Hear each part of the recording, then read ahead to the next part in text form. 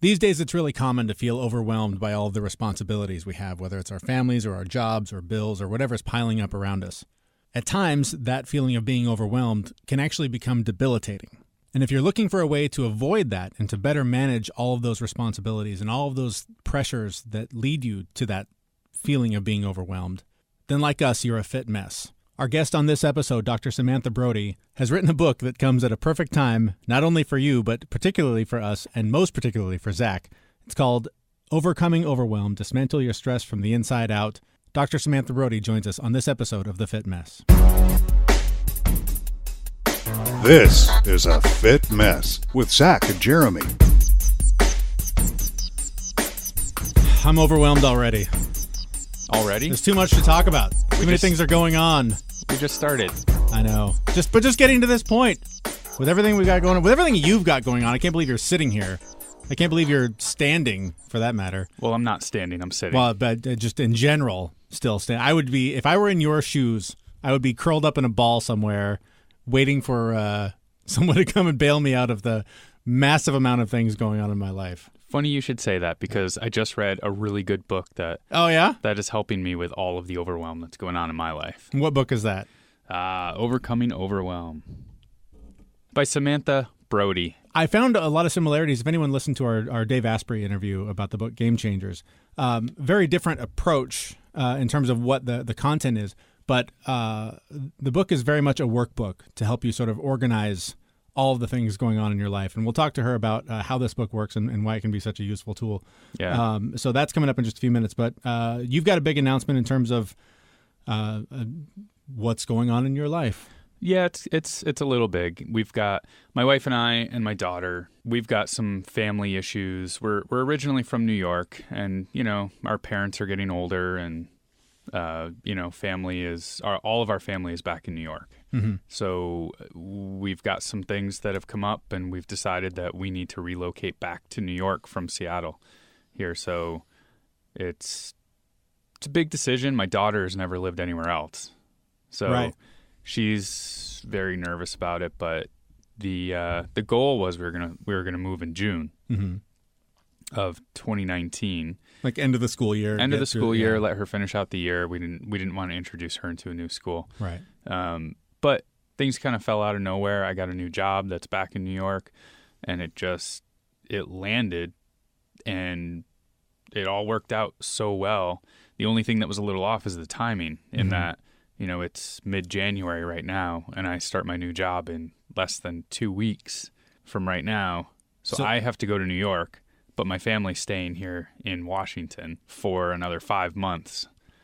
And it's been a little stressful. Well, and in addition to that, you're moving a family member also from Seattle to New York. Yeah, so that was kind of the big thing about it. My mother-in-law she was in New York. We moved her out here a few years ago, and she has Alzheimer's disease. So she's been slowly progressing into another stage of that disease. And it's been kind of terrifying to watch, but she's at the point now where she couldn't live on her own. And 2 of her grandkids are back in New York, and 1 is in Washington, and she just wanted to go home. Right. She wanted to be back where she grew up. So we found a nice place for her, essentially where she grew up. And we moved her over Christmas. We got her back anyway. And we got her into a retirement community, or a retirement facility. But all she brought was a suitcase.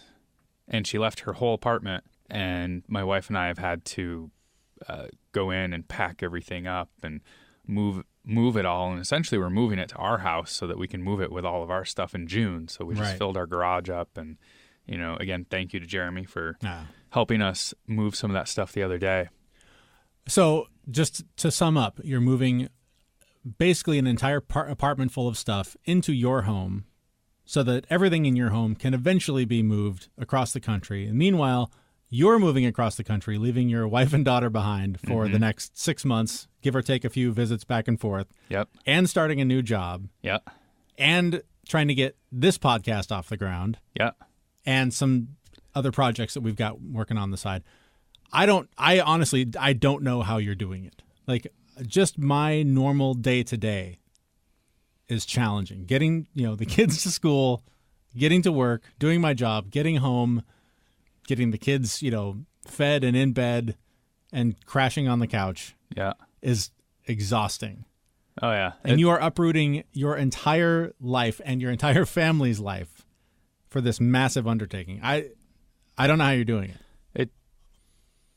Well, I should ask you, how are you doing it? It's a great question. Because you're also, aside from all of that, one of the things we talk about on the show is trying to take care of yourself and manage all of your stress and manage, diet, exercise, all of that. How's that fitting into this equation? Yeah, so it's been interesting, especially since the holidays have come.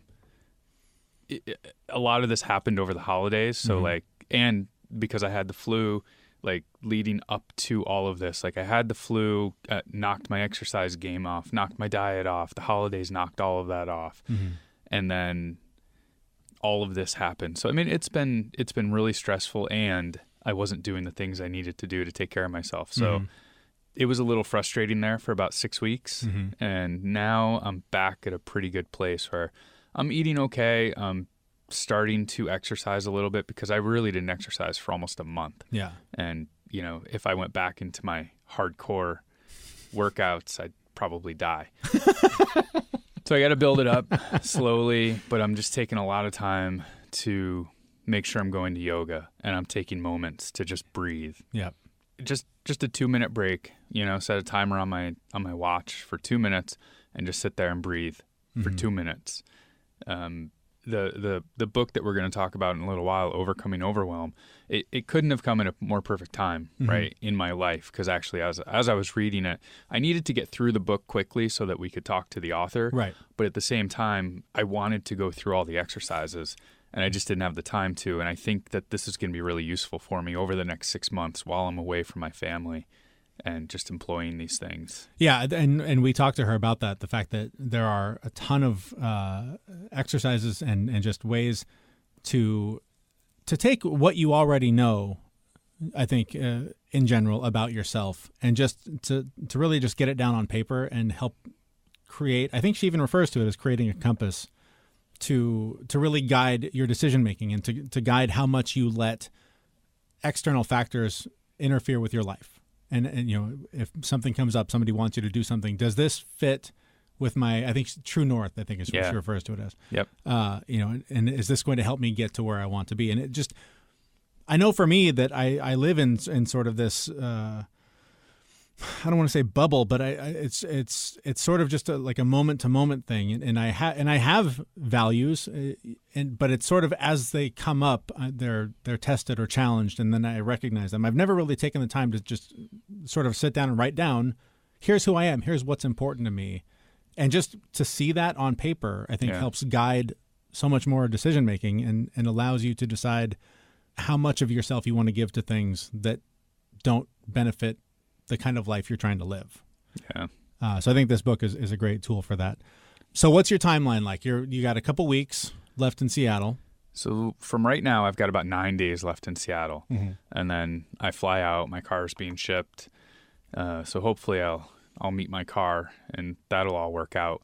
But shipping a car, it's not something you do every day. I've done it in the past, but it's stressful. Yeah. I don't know, am I going to beat my car there? Am I going to have to pay extra fees? I mean, what's going on? Right. And then we're trying to get together with a moving company. And I mean, these things are not cheap. And while I will be reimbursed for a certain for a portion of it, I have to put money out up front. And I don't like spending money. I'm a bit frugal. So I see these big dollar amounts and I'm just like, Yeah. Well, and speaking of that, you're also putting your house on the market. So, I mean, selling a house on its own, a massively stressful undertaking. So, yeah, and we're going to sell our house in May or put it on the market in May, but I'm leaving in less than 2 weeks. So, I just met with a guy yesterday who I have to hire to finish all the projects around the house that I'm not going to be able to finish because I won't be there. All those things that you were going to get to one day. All of a sudden, you've got like 2 months to knock them out. Well, my wife will be living in the house that we wanted to live in for like a month, and then and then time to go. That's the exact same way it happened when we sold our last That's always house. the way, though. That's all. Like, you put off these little projects. My house is the same way. I've got patches of drywall everywhere that have been like patched, and now there's just this big white splotch. We need to like repaint basically everything. Our entire downstairs needs to be repainted. There's all these things. It's like we can't really afford it right now. We can't really make the time. The kids are in the way. Blah blah blah. And I know that if we were in the same position, that we'd knock it out in a week or two and go, man, this place is really nice. Too bad somebody else is going to live here. Yeah, exactly. Enjoy it for a couple of weeks and then the worst. So I won't even be around to help my wife with that. So that's definitely stressful. You're okay with that though. There's a certain part of me that's just like, yeah, I can make some phone calls and right. I can pay money to people to do the things, right. But happy to help from afar. I do feel bad. No, of course you do, but sometimes I know for me, there's definitely projects where it's like, yeah, I would help, but darn it all, anyways. It's kind of like waiting till all the dishes are done to say, hey, can I lend a hand in the kitchen? Yes, which I've done often. I like that trick. Yes, it's a good one. It's as though I care, but not really. All right, we should get to our guest, Dr. Samantha Brody. We've been talking a lot about this overwhelming situation that Zach is going through. I'm sure you can relate on some level.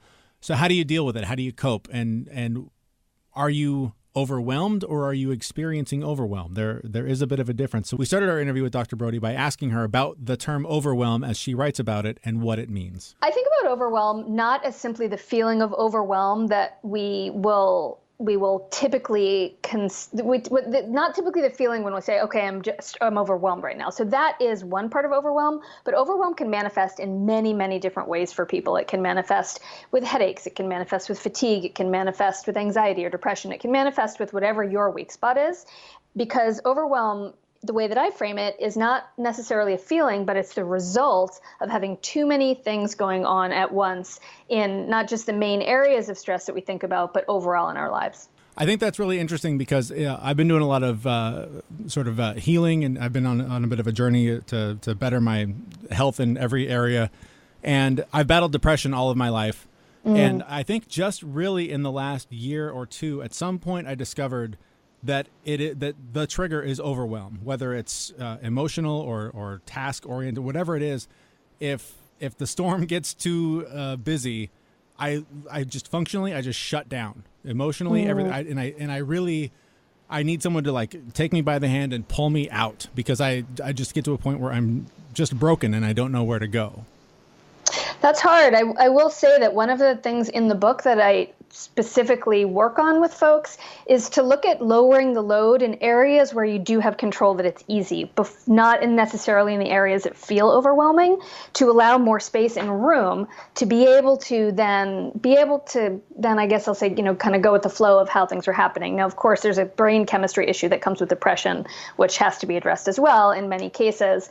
But, sometimes it's not necessarily saying, okay, this thing is overwhelming me, the new podcast or the pile on my desk, but it's the food you're putting in your body, or the not getting enough sleep, or the conversation you need to have with your partner, or even just, limiting your kids' screen time so you don't fight as much, or, whatever that is. Looking at trying to identify what the things are that you do have control over that aren't necessarily the things that you think you would need to or want to address. Yeah, no, that makes sense. So as I was reading your book, though, I almost felt overwhelmed by all of the things that I could do to help myself. Yeah.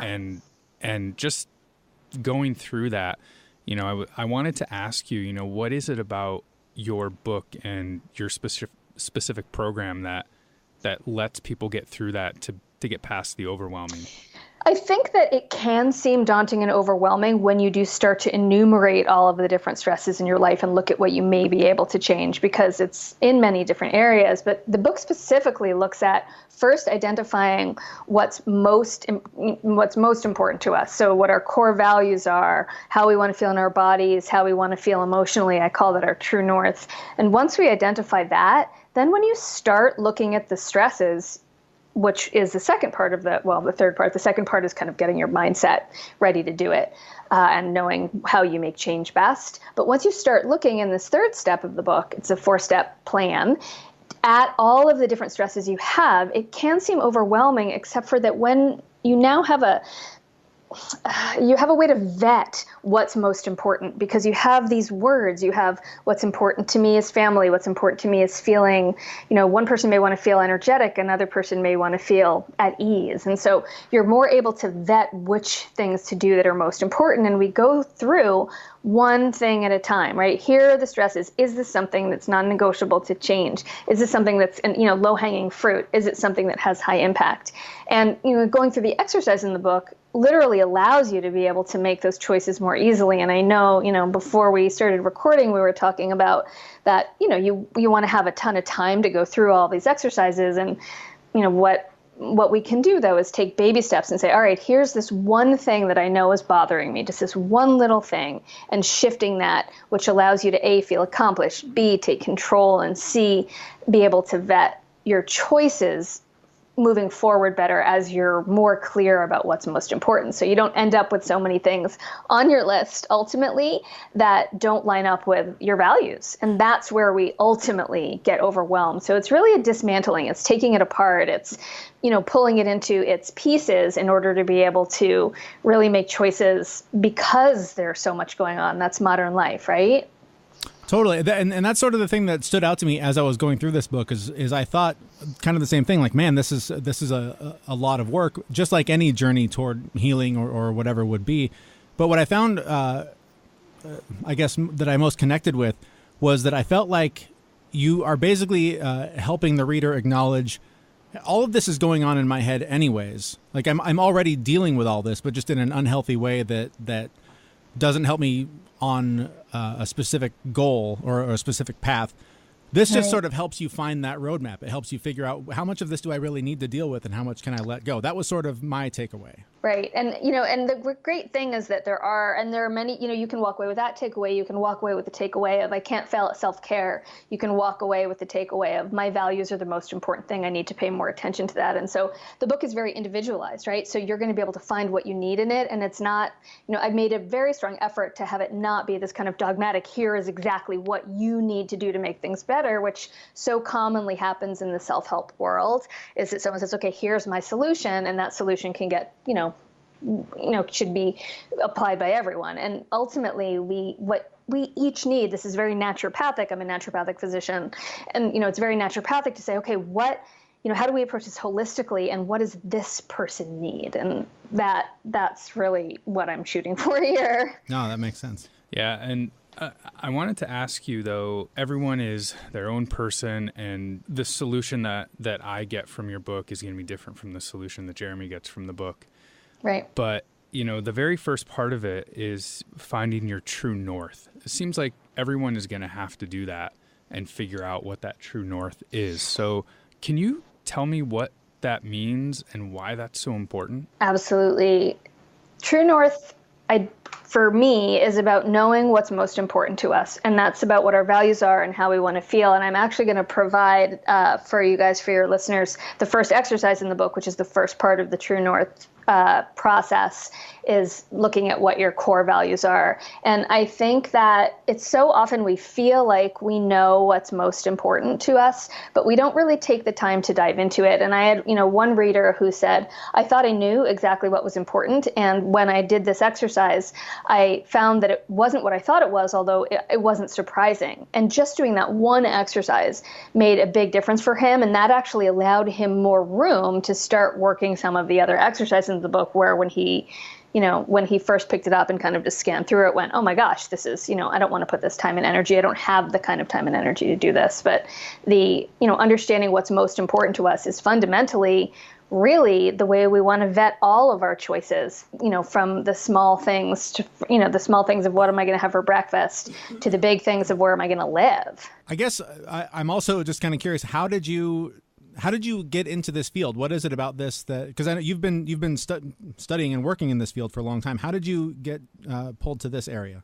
So I'm a naturopathic physician and acupuncturist in the state of Oregon. That gives me primary care scope of practice, although I don't tend to work in primary care. This is my 22nd year in my practice. And what I found was that all of my patients, everyone gets diagnosed with something different and everyone has a different approach. But what I found is that fundamentally, when I was doing this work with people, helping them identify their values, how they wanted to feel, really looking at their stresses and what was the most important thing to address, because nobody can do it all, right? Often people will go to see a naturopathic physician or some other kind of, health practitioner who will give them this, litany of things to do. And they're like, I can't do all of that. Of course we should do all those things, but that's not going to happen. And what I found is that working these exercises in my practice with my patients and online with my virtual clients who I see, I can see people anywhere as long as I'm not diagnosing or treating on the internet.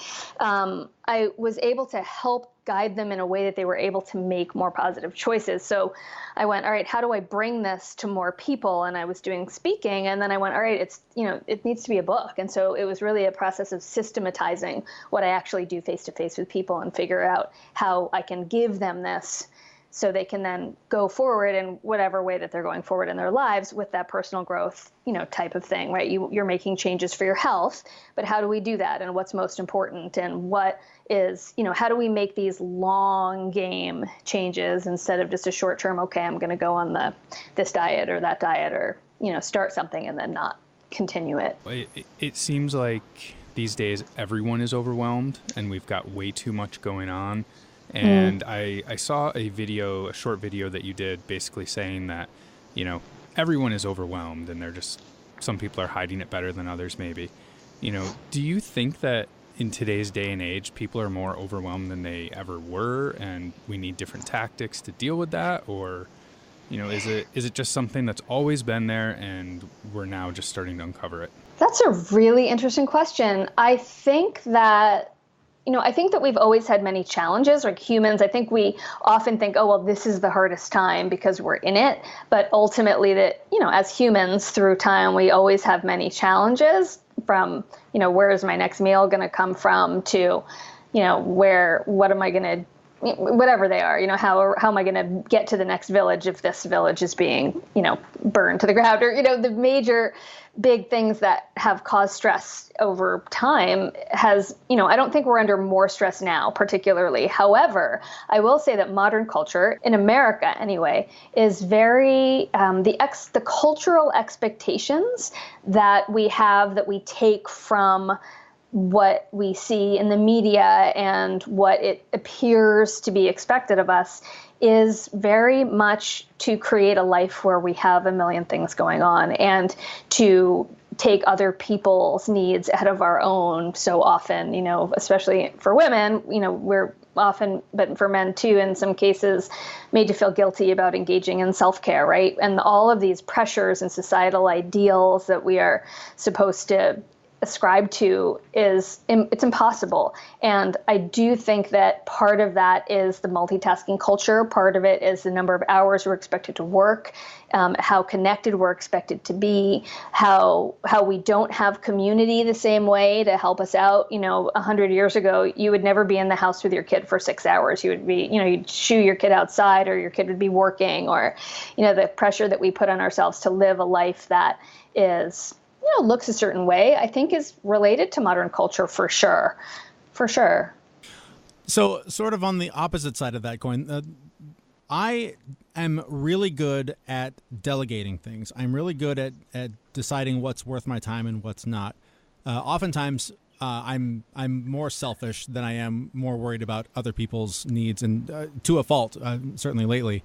But I find that I actually have an abundance of time where I'm trying to then prioritize, man, if I were doing something, what, how best could I use this time? And I almost get overwhelmed with trying to come up with, what should I be doing to make the most of this downtime? Have you come across that sort of perspective? It's interesting. Again, when I said kind of women, I think that's a very typical, that's more common, I think, for men than for women as a rule. That, just because of our cultural expectations. And so I do see that.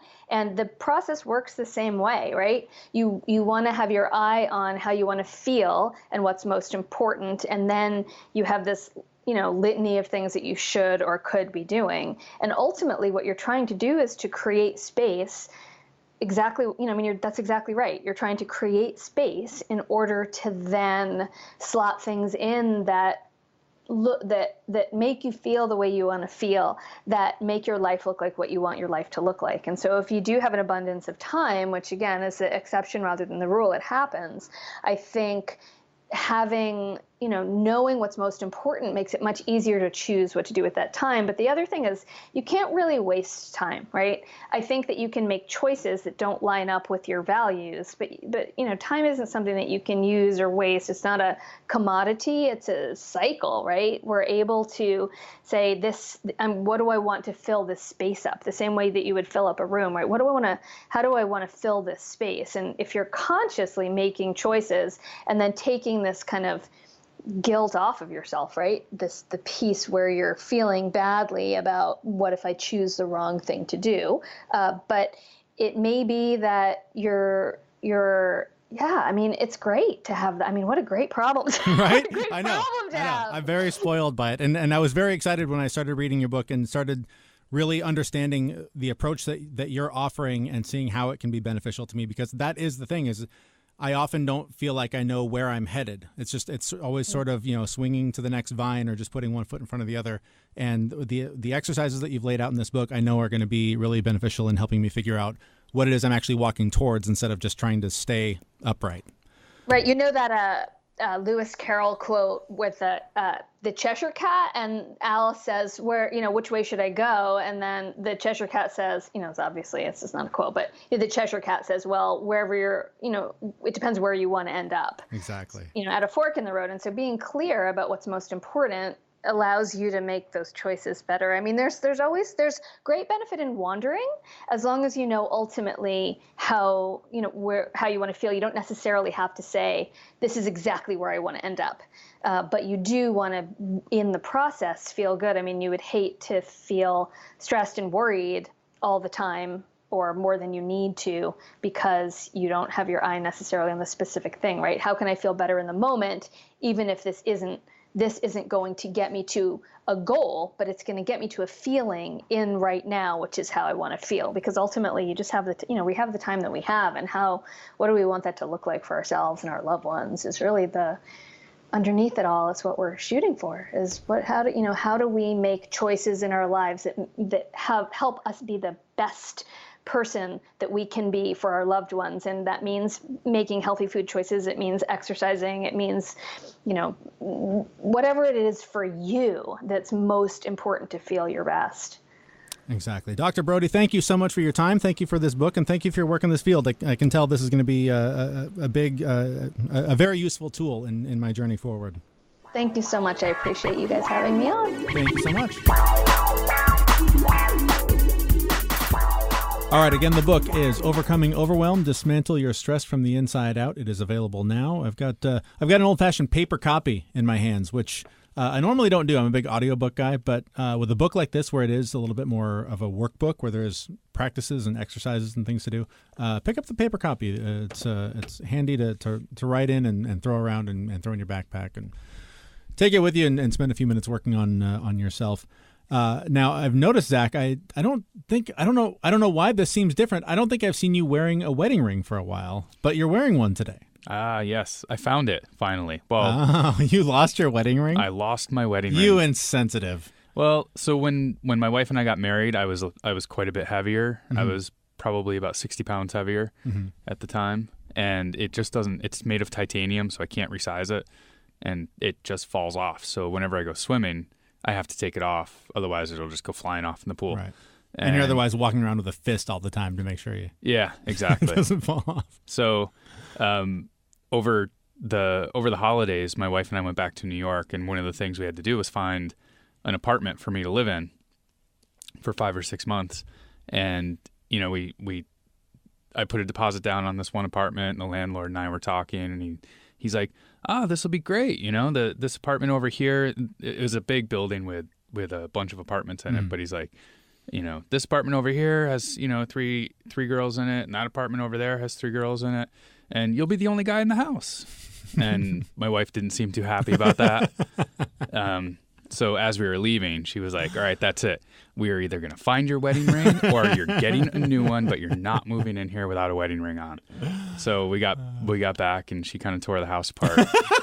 And And we found my wedding ring. And of course, it's still the titanium one that doesn't fit. Right. So it's, easily lost. Sure. So I'm actually taking a look at some of these health tracking rings to see if I can get one of those because my watch is... I like the health tracking nature of like a smartwatch, but I don't really need a watch, and I don't like the interruptions and things like that. So I want to see if I can spend the money, if my wife will let me. Yeah. On, I think there's one called Aura. Mm-hmm. Well, I think if you make a case that, I'm at risk of losing this one in a house full of young college-aged women. Yes. I think I should get something that fits a little better. Exactly. To protect, myself and you. Yes, really. And I can share the data with her so right. she can see that I'm wearing it. Right. I'm sure that's her top priority is to check your heart rate at any random moment. Exactly. All right, well. Let the challenge begin. It's challenge time. We went a little easy on you last time with the challenge because it was a stressful time for everybody, and for Zach increasingly so. So I will challenge you, Zach, because of all the things that we've laid out here that you have going on, this huge move, moving your mother-in-law, starting a new job, all these things. You did a good job over the weekend of asking for help. I'm going to challenge you to do it again. You cannot do this alone. Well, you can because you're a freak superhuman monster, but it would be easier on you. To take that. It would be easier on you and your family if you ask for help at least once between now and the next show. Yep. I think that's I don't like asking for help. I take pride in the fact that that I need to do everything myself. And it's a great challenge. It's going to be it's going to be tough for me to do, but at the same time, I think I'm going to put one caveat on that though. Okay. I need to ask for help from someone other than my wife because I am more than comfortable asking my wife for help. Right. For something. But, I need to reach out more and just know that I can't do everything myself. Mm-hmm. It causes a lot of undue stress. Well, and I mentioned you did over the weekend. You asked me to help you move some of this stuff, and it was funny because so often when you help someone move, at some point there's a beer enjoyed, and in our case, no exception because of our sponsor, Bravest Brewing. We talk about this every time, but it's so interesting how even though there's no real amount of alcohol in it, it totally substituted that feeling of being able to just relax for a minute, take a break, have a beer with your friend, and then get back to work. So again, thank you to Bravest Brewing. I believe we had the amber. We had the amber ale, and I actually was, as I was drinking it, I was like, this is in the past when I've helped people move or moved myself and would like take a beer break. I mean, even one beer will have some kind of an intoxicating effect on you, right? And then you go lift heavy stuff, right? And I was thinking about it when we were drinking, and I was like, what? I'm having a break, having a beer, and I don't have to worry about like going back to moving this stuff and making a mistake and dropping something, breaking something. And usually there would be that sort of it has a numbing effect, and so you get out there and you're a little bit slower, a little bit more tired, and a little bit more worn out. Not in this case because it's basically straight carbs, so it just fires you right back up. So that was good. So thank you again to Bravest Brewing for hooking us up with that. So with that, we're just about out of show for this week. Yeah, but one thing that I do want to bring up before we go is, I am moving and, we're doing the show in person, and I've been asked several times by people who listen to the show and know me personally whether or not we're going to continue on with the show. And I just want to let everyone know that, yes, we are continuing with the show. Jeremy and I have been testing out some software to allow us to do it remotely. And I mean that a lot of people who do podcasts, they're not in the same room. They're not in a professional broadcast studio like we happen to be. Right.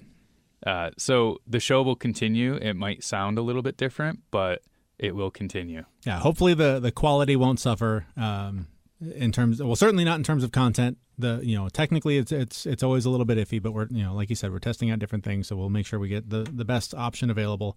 But this show is important to us, not only because of that, being able to help you, the listener, but I know for me it helps me. It keeps me accountable. It keeps me in check with myself and knowing kind of where I'm at, so that when I come sit in front of this microphone, I can be as open with you and authentic about my experience and my challenges and struggles And knowing that I have to do that sort of keeps me in a good mental space to keep tabs on myself. So the show is important to me.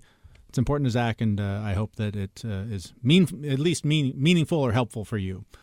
So with that, we're about done. The website is thefitmess.com. You can find us on Twitter, Facebook, Instagram, and please do email us, info@thefitmess.com if you have any feedback.